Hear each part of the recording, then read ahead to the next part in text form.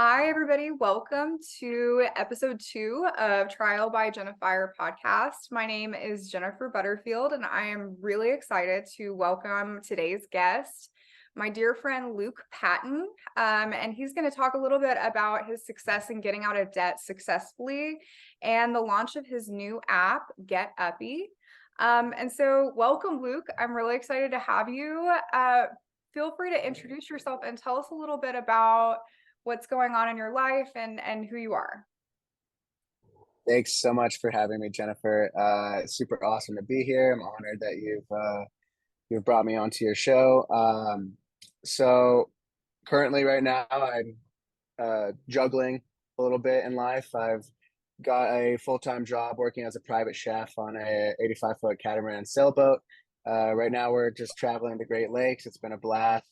Was working in the restaurant industry for just, I don't know, the last 8 to 10 years and needed a little bit of a change. I got to do some amazing traveling while I've been in this career, and I wanted to keep that up. So, here I am in the Great Lakes, and hope that we'll get to see a lot more of the world while I'm doing all this. But I started my own company in the last 6 or 7 months. It's an app, and it's called GetUppy.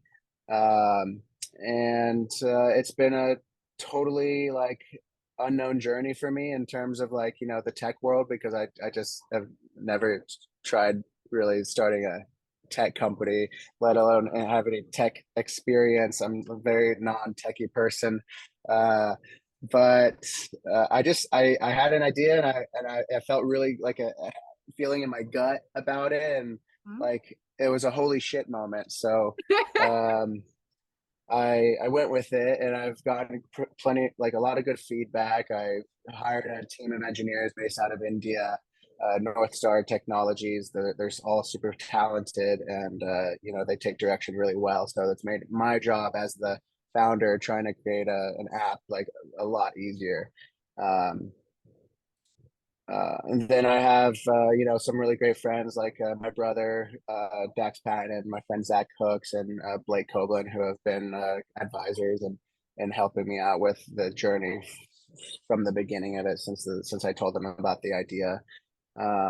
But aside from that, I don't know. I feel like I'm going on a tangent, but that's what's going on right now is app, GetUppy, and cooking. First of all, thanks for sharing all of that. And so you guys are in the middle of Lake Huron right now, is that right? Yeah, so we're in Lake Huron. We were in Lake Michigan. We were in Traverse City a couple days ago. Then we came to Mackinac Island, where we spent 2 more days. We also spent the 4th of July there. Now we are on our way to Sturgeon Bay, and in a couple days we'll be in the Manitoulin Islands, just kind of anchoring around.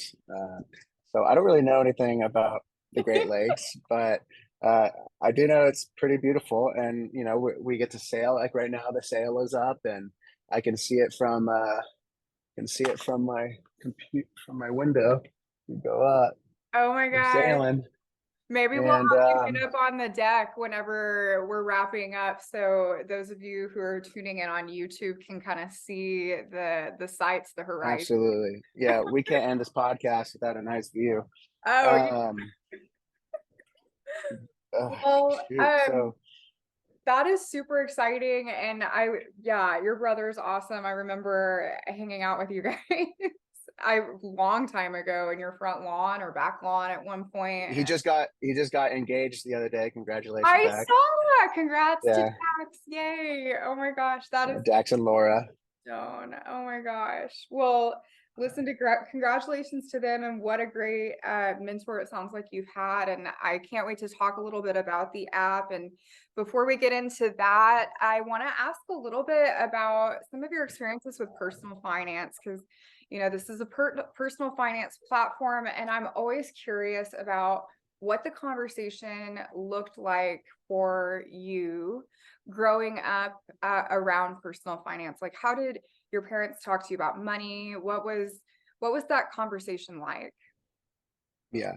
So from what I remember as a kid, earning money and getting jobs was the easiest part. of it all for me. It's like my mom would always tell me I could sell ice to an Eskimo. And you know, in school when we had those little fundraisers and you go door to door and sell stuff, like I always just sold a lot of whatever it was we were selling out of those little magazines. But I loved to spend my money too. Like I love to live above my means, which was made it really hard to save my money, which was basically the spiel I got from my parents. Save your money. Be sure to save your money. And I just wanted to buy things like, you know, so anytime I had money, I was like, let's spend it.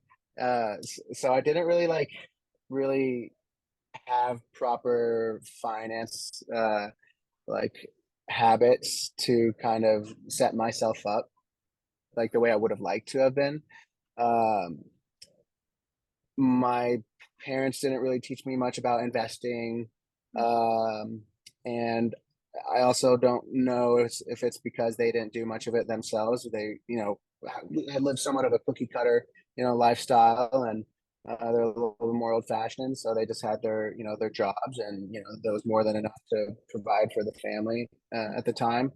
Uh, but it just kind of was just a matter of time until I I just didn't get any. I didn't get any better at saving my money. It just got to a point where I finally like was approved for a credit card like in my, you know, mid 20s, Mhm. and it was then that I was like, okay, well, I know I'm not good with money, so how can I like at least maintain a good credit score, or at Right. least improve my current credit score? So I think my first credit card was the Amazon Prime Mhm. credit card, and so I just would buy stuff from Amazon on it, and then I was so like scared to Right. like screw up, so I would just buy something, and then like the second I see it pop up on the transaction history, I just pay it off. Paid off. And yeah, I mean, even if it was like $40 or like I spent like $100 or $200, it's like, all right, pay this off right away, because I was on a cook's budget, you know, or on a cook's wage, which is I was probably at the time making like $11, Right. and I just kept doing that, and I managed to not go into debt until a few years later. I think I was maybe 27, and I had moved back to Austin, and I was like living in Mexico for a year, and I got the fancy like Chase Sapphire Reserve, and had like a $500 annual fee. Um, and but it gives you like $250 like free like Mhm. for like certain categories, but it didn't really make sense for me to have that card in the first place. Like I was losing money by having that card. Uh, but you know, anyway, like my brother and friends invited me on a trip, and I was like, oh, okay, I'll just put it all on the credit card, and I'll buy the flight. You know, I'll buy my little gadgets that I need for this trip, or oh, well, maybe I'm gonna buy a new Apple Watch, you know, just because I got Yeah. this, you know, and just started Going splurging a little bit more over time, and then next thing you know, I was in debt $14,000. Wow. Yeah. Okay. So before we get into that, because I want to get into some nitty-gritty details about interest rates and what that looked like getting out of that. And before we embark on that part of the conversation, tell me a little bit. First of all, thank you for sharing about the conversation around money and growing up. And if you had to identify a couple of different sources of people who, or maybe companies that were influential in you learning about money and like kind of gearing towards getting your credit score boosted, or getting that payment paid off, just being mindful around money, what would you say even to date, who or Mhm. what are the most influential sources around personal finance for you? I would like to say I've retained a lot of the information I've read from some various books, but you know, I would try to read, you know, some stuff like, you know, Rich Dad Poor Dad, or like, you know, the book that you've got behind you, Habits of Highly Effective People. Um, um, what else? I would just kind of like Google a lot, or even you know, speak to some like friends, like my buddy Zach Cooks. You know, he's really good with, you know, his finances, and then also in terms of investing. I started just exploring like, getting a Roth IRA and Mhm, Credit Karma and Rocket Money mhm. have helped me kind of keep track of my finances more, knowing where money's going. If I have any subscriptions that I wasn't really aware of. Um, Right.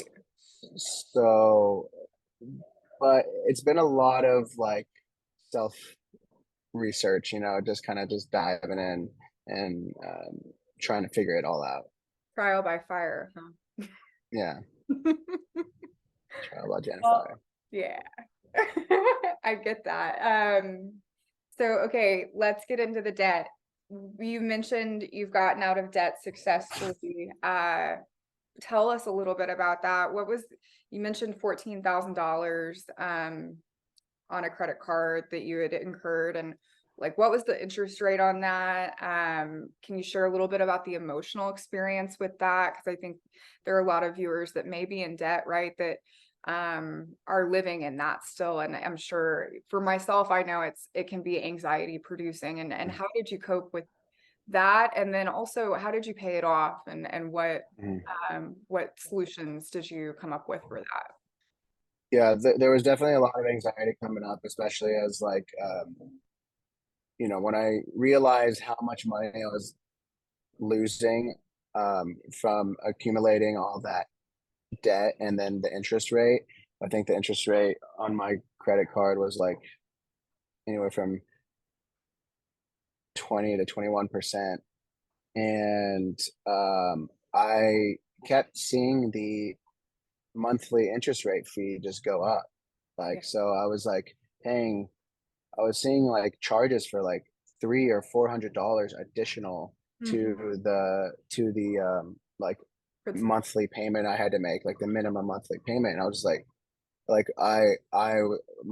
just like I was about to go bonkers, and I was like, I'm not gonna be able to like get by, like, unless I figure out how to lower these interest rates or how to uh, pay this off without having like to spend like an extra car payment Mhm. just to, I don't know, get through all this. Like it just didn't make sense financially. So I started asking around, maybe like how to consolidate debt, and people were telling me about like, consolidation loans and stuff like that. So I went to Chase Bank, and I went to speak with a banker just to tell them like, look, I've racked up all this, money on my credit card, and I just keep getting these charges, and like I didn't know that was going to happen. Like, I don't know anything about finance or credit cards and stuff like that, but what I do know is I cannot continue to pay this, not Mhm. like at this rate.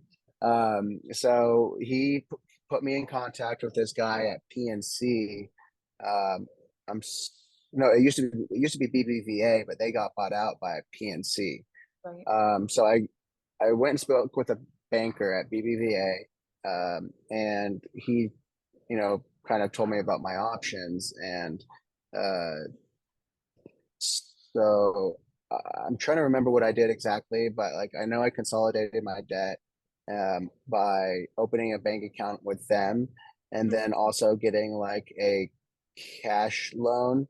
So that I used that cash loan from BBVA to pay off the $14,000, or it was probably down to like 12 or 13, but I used that money to pay off that all that money on the credit card, so that I didn't have to pay any more uh, interest on that card, and just could totally close out that balance altogether, which was a huge like I mean, when I got that money, I was like, okay, this is amazing. Like, I now can pay off this credit card.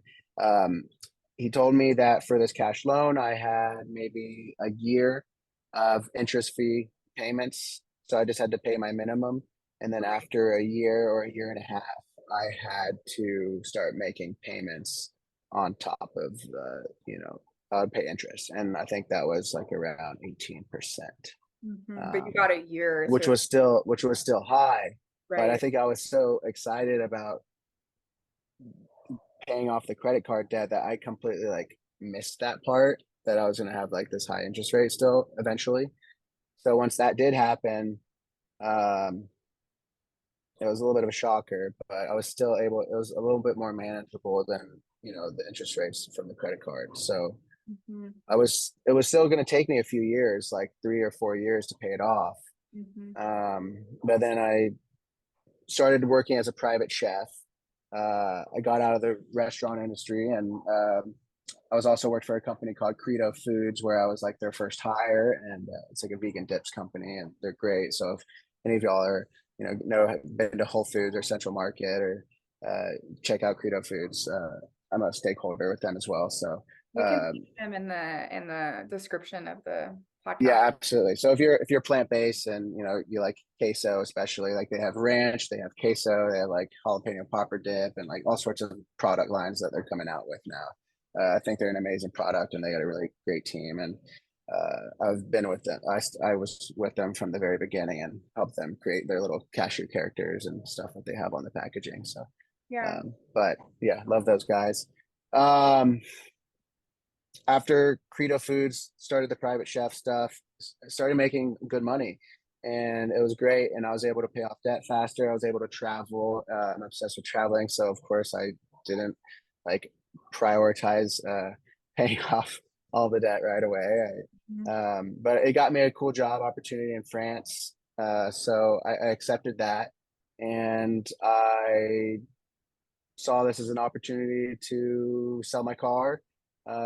Got like, I don't know, maybe like a 11 or 14 thousand dollars for my car, which was pretty incredible because like um, the used cars are just like in super high demand right now. They are. That's what And I was saying. I used Carvana to sell it, and they just gave me like a really badass rate. Actually, Carvana and CarMax or one of these other companies came at the same time. Like they literally showed up at the same time to give me an evaluation. And I was like, all right, let the bidding war begin. That's great. Um, so I went with Carvana because they gave me like a few $1,000s more than what the other one was going to give me. Um, so sold my car, paid off all the debt from that loan, which was huge. Had a little bit extra to kind of get by while I was traveling. So I'm basically debt free now. I mean, I've probably got $5,000 on that I owe on between 2 or 3 cards. Mhm. But it's kind of inevitable. In order to kind of get to where you want to be, especially if you're starting a company, you're probably going to have to make some sacrifices and Yeah. make The some startup cost, unexpected expenses. Like I had to buy the laptop that I'm talking to you all on now. of Um, course. Yeah, yeah, I know. business expense, right? Yeah, you can totally write that off later, right? And I think Hmm. no, it sounds like you were able to lay out like a detailed plan for, I mean, I think that I haven't heard of anybody doing that yet. I haven't talked to too many people about their debt. I think a lot of people have like, I don't know, I have shame or have had shame around my debt in the past because it was tied up with uh Hmm. a lot of things that I couldn't control, like my active addiction at the time and Hmm. things like that. And so I think some people have shame around their debt. And so I think, talking openly about it and having conversations like this about, finding solutions and ways to pay it off and how people have done it and just laying out precise plans, That's 100% it. are Like really helpful. get advice from people, ask questions, like talk to professionals. Like if Be you're honest, hurting and you're right? in debt, like don't just ignore it, and don't like don't just sit back and like wait for it to just keep building. Like if you see that you're in trouble, or you're not like getting anywhere close to paying off debt, or you're not seeing any like progress, like start yeah go to talk to your banker. I'll talk to Go someone. talk to, or start, if you don't have a bank account, which I'm sure most people do these days, but yeah, like go speak to a banker, like do some research on how to get out of debt, how to do debt consolidation loans, balance transfers, Mhm. all those things are helpful when it comes to getting out of debt. Yeah, no, thank you for sharing so openly about it. And I know that that's got to help somebody who will listen to this. And yeah, so I think let's see. Yeah, I guess we kind of talked about different tips that you might have for viewerships about getting back into the green. But is there anything else that you wanted to add to that before we move on to talking about GetUppy?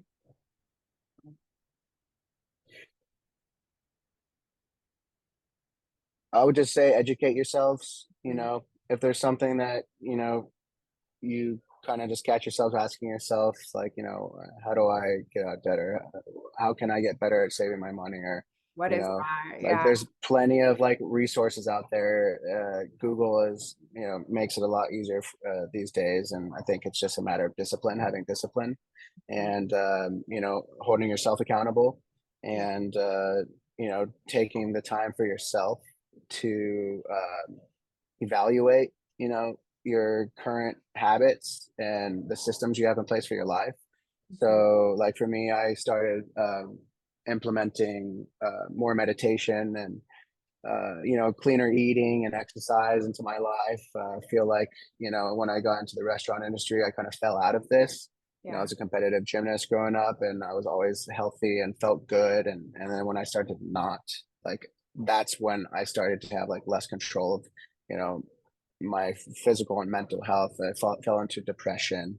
Was on SSRIs and Mhm.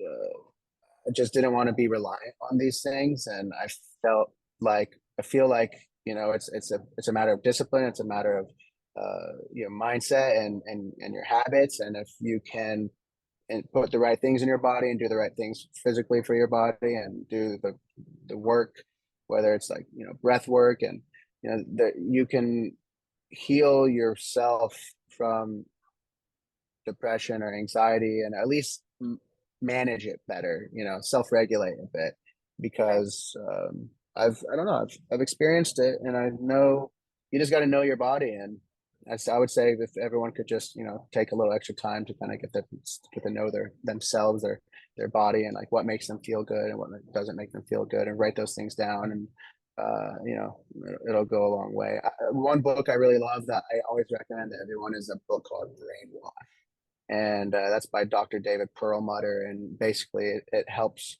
uh, people to retrain and rewire their brains and pick up newer habits that might serve us better. Neuroscience. That's what it sounds like. We'll link um a shout out to that too, because I think I I'm always consuming more literature and wanting I have a thirst for knowledge, and I know a lot of my friends do as well. So I've never heard of that book, and we'll be sure to include that in the description too. But let's talk about GetUppy. I am so excited. I personally can't wait until the app launches after hearing about it, because there's a lot that I'll be able to do with my platform, in terms of my personal finance community. Tell us about it, and share with us about GetUppy. Great. So I started GetUppy because I feel like in my lifetime that I've always lacked somewhat of a community. I've moved around a lot. I've lost contact with people intentionally and not so intentionally as well. Um, and I've been around environments that are somewhat toxic and don't really serve me well. So I've just felt always a little bit lost in terms of my community and who's meant to be in that community. And a lot of people I've gotten to reconnect with, like people like yourselves who are doing amazing. And, we all have our little trials and tribulations that we all have to just like kind of go through in order to and I just pray and like encourage everybody to find that version of themselves. Um, but what it came down to was I was didn't really know. I felt like I hit rock bottom, and I was working in a restaurant. And I moved back to the United States in September of 2022, and moved in with my parents. I was hadn't lived with my parents in about 11 years since I moved out when I was like 19. So I was feeling a little rough. I just got out of a relationship, and I didn't really know what I was doing with my life. And I went outside and meditated on my break. I was really just trying to keep my shit together and like just reclaim my mental health a bit in that moment. And Mhm. I just had this like I said earlier, like this holy shit moment. And I had this idea just while I was there, just doing this breath work, and I just started writing it down. And my idea in that time was really simple. It was just like this like custom audio um, alarm clock type situation. I was like, okay, you can record a message and send it to someone, and boom, that can be their alarm clock, and it goes off, and they can wake up to this like positive message from a friend or family member or random person. Maybe that's a little weird or not, but like this was the idea, and I was like, you know, the morning that like the beginning of the day is like the most important time of the day. And it's like that's what's going to set the mood and the tone for the rest of your day. So how you use that time in the morning is going to like really be important. And I know really successful people, they start their days at like 5 a.m. and they probably Mhm. don't go straight to their digital devices, but they have a certain routine and things that they do. And that's kind of what I want to this to be, as a vessel to encourage others, to remind them that of whatever that is.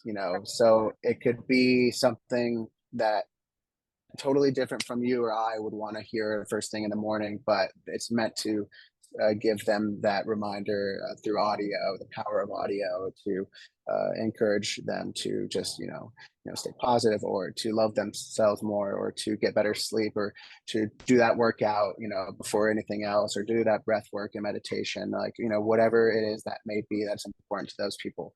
And so after that, I was feeling really stoked about the idea. And I was like, this is cool. Like, I don't think there's anything else out there like it. I did my little market research. There really isn't. Yeah, And so I I was haven't like, this heard is of anything. great. And then I got in contact with my buddy, Zach Hooks, who I think you know as well. Told my brother, my co-founder, the founder of Credo Foods, Adam Salomon, and told them about it. And they were all like, surprised, and like they didn't really expect to be kind of somewhat of impressed with this like little idea I had for this app and this business. But they're like, all right, yeah, I was like, okay, well, I'm gonna keep going along with this. And then Zach put me in contact with this guy Andrew, who is like uh, the CTO of this company called Procore, and they went IPO recently, and I think are valued at like $10 billion. Mhm. And so he was with that company for like 8 years. And when I told him the idea, he like kind of goes silent for a minute. He's like, "Well, I wasn't really expecting to be excited about this pitch. Like, Right. I get a lot of pitches, like, And I'm impressed. from like hundreds of pitches, and I usually think they're all terrible.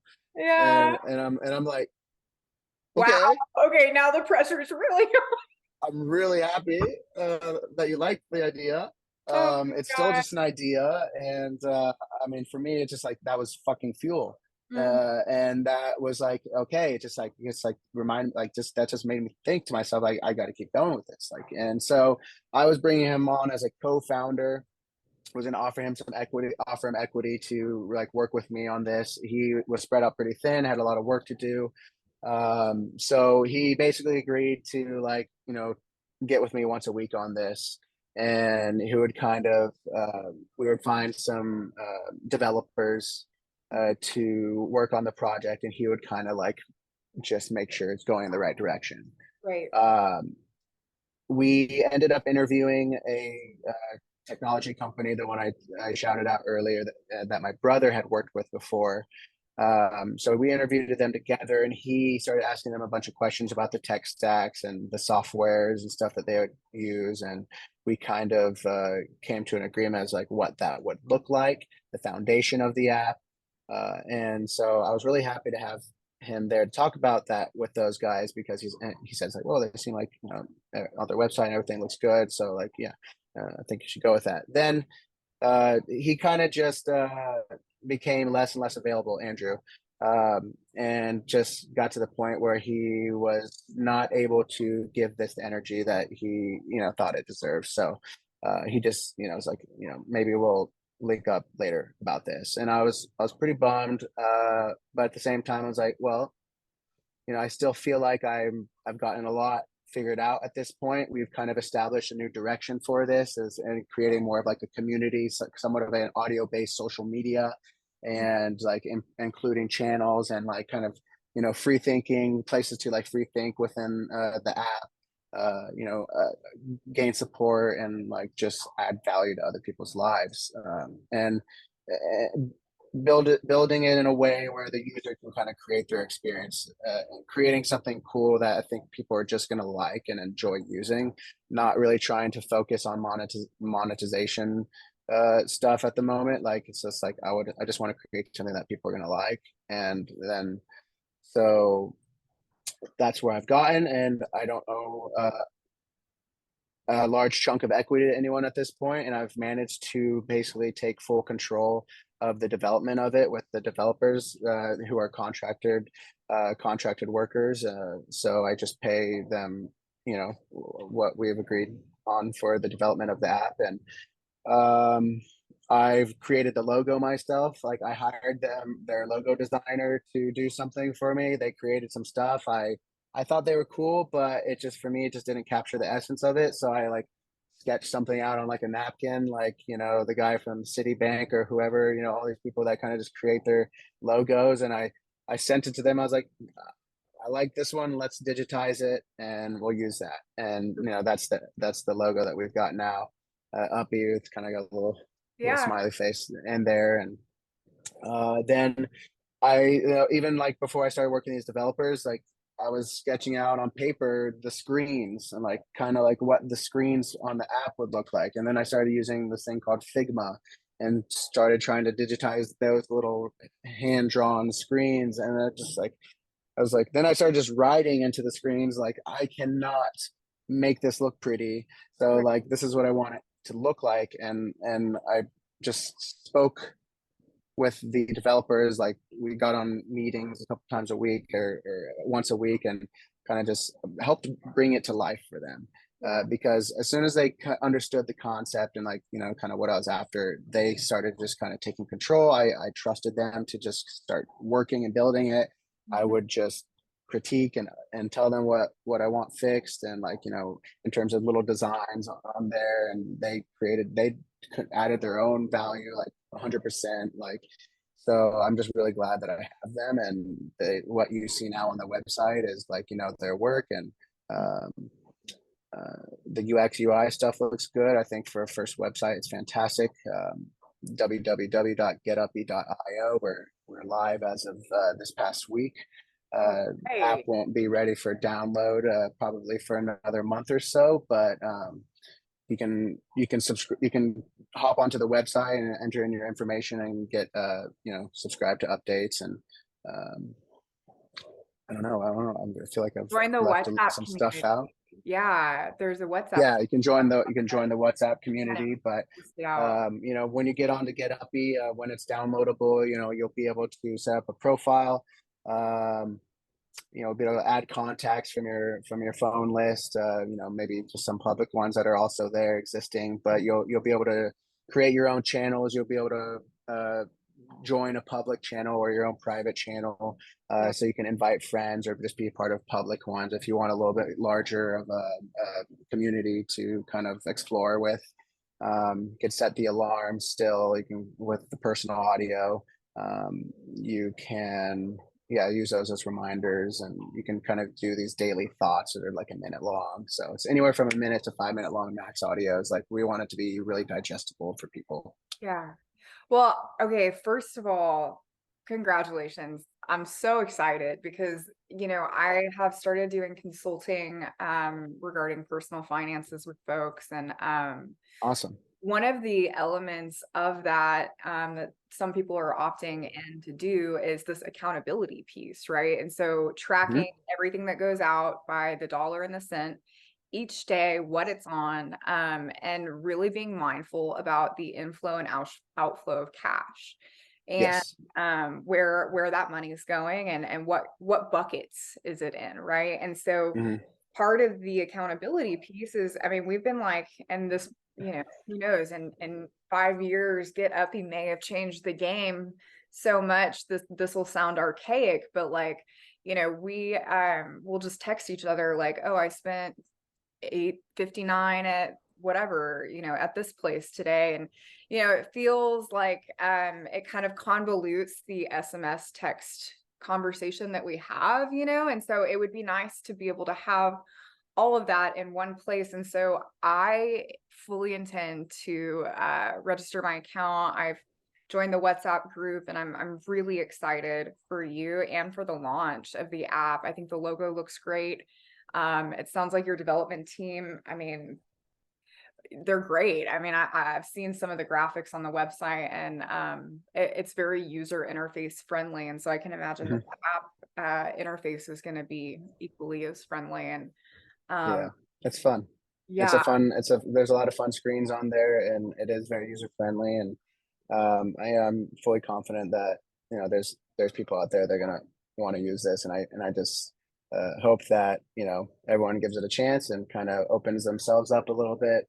Their hearts up, their whatever it is that they feel like that they can improve on, or hold themselves accountable and others for. Like, it's a great place to just go and feel supported and support others, and just like positive vibrations. Just be that voice that people want to hear. And there's plenty of other people's voices that'll be able to add value to your own life, because I feel like Instagram and like TikTok, there's all these content creators and people that are just trying to like instill all this knowledge and others, but at the same time Instagram and TikTok are just like these kind of like very oversaturated. It's all over the place. It just it's like comedy, it's people's personal lives. It's just like what their summers and like just pictures and videos, but like this is meant to be a very intentional space for people where they can this can be like a distraction from all those other distractions, and but in a more productive matter. I love it. I'm really excited, and we'll be sure to link getuppy.io in the description up at the top. And I wanna ask, like, so if you could see the app in like 5 or 10 years and having really it taken off, what's your long-term vision for it? I mean, how do you see it showing up in the world and making an impact? So my long-term vision for GetUppy is obviously for it to be used by like millions, and if not billions of people that are just utilizing it as this platform where you know they can feel safe expressing themselves, and then also feel like it's a reliable place to seek out knowledge or inspiration or motivation and accountability. Like it's like a somewhat of like a support group, but for the world. And I would love if people are able to come here and get just that. Like to have where we can curate the experience for the users, where we can provide tools to help them reach their goals faster and easier. I would love that we get to the point where we can also like incorporate, podcasts onto there. Like, I think that will be coming sooner than later, like to allow people with their own channels to also be able to submit their podcast through GetUppy. And where I think the first monetization opportunity I see would be running ads through podcasts. But I'm not trying to like drain people's bank accounts from this service and community. I want it to be more valuable than that. I want it to be somewhat essential to these people's lives, and be a productive place for them outside of normal everyday social media. I want it to be like this social impactful community, like this impactful social media community. Love it. Love it. That's so meaningful for me, especially because, my support systems, my fellowships have helped me make pivotal changes in my life that have changed my life for the better. I mean, getting sober, getting into school, my walk with my relationship with God and spirituality. And so, Mhm. I could see this really making a huge difference. It's already Yeah. touched my life, and I'm really excited to be one of the first users, and I hope Mhm. our listeners will too.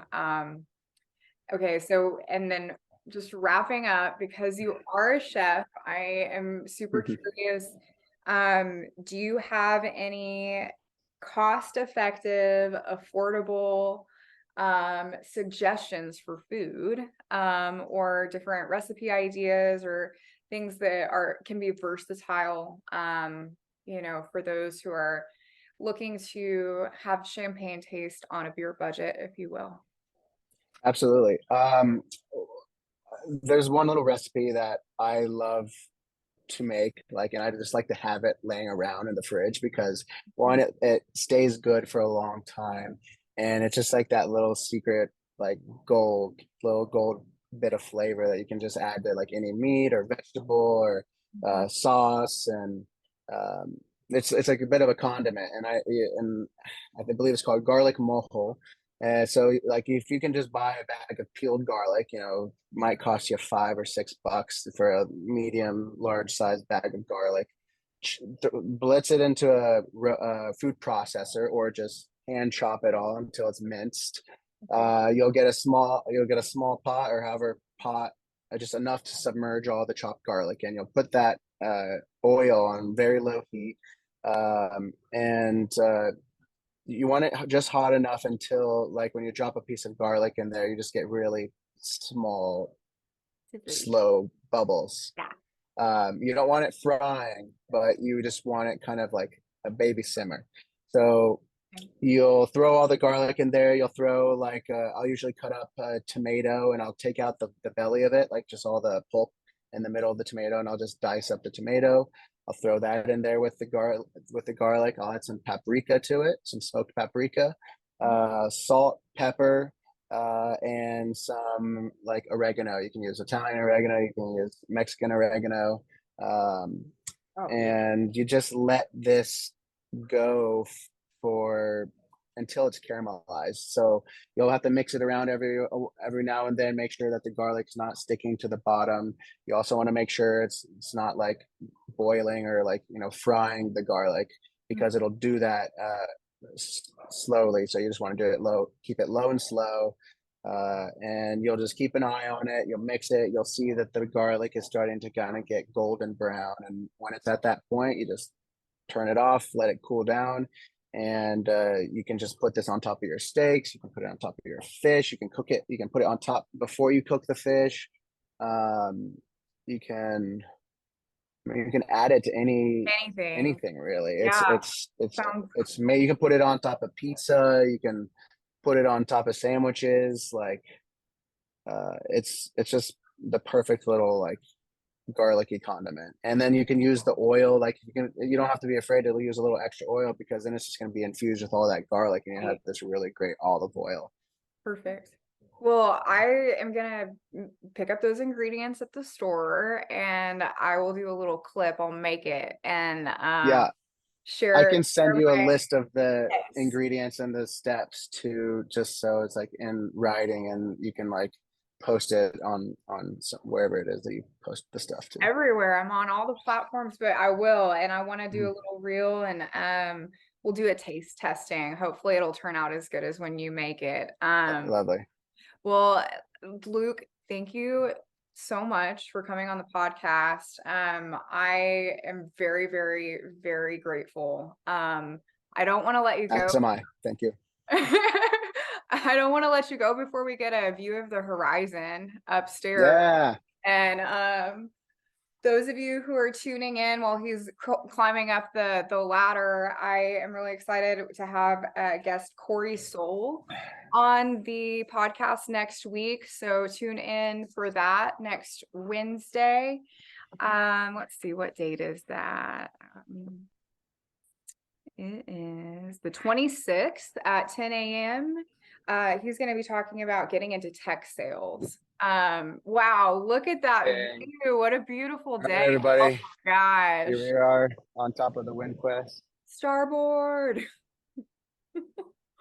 Wow. and we are in Lake Huron, making our way to Sturgeon Bay. And this is my home. This is where I lived It for is the whole so summer. beautiful. I'm jealous. And, well, Well, thanks so much for having me, Jennifer. yeah, Honestly, thank you. I Send a really appreciate it. postcard. And I'm really excited. Thanks again. And tune in next week. Bye-bye.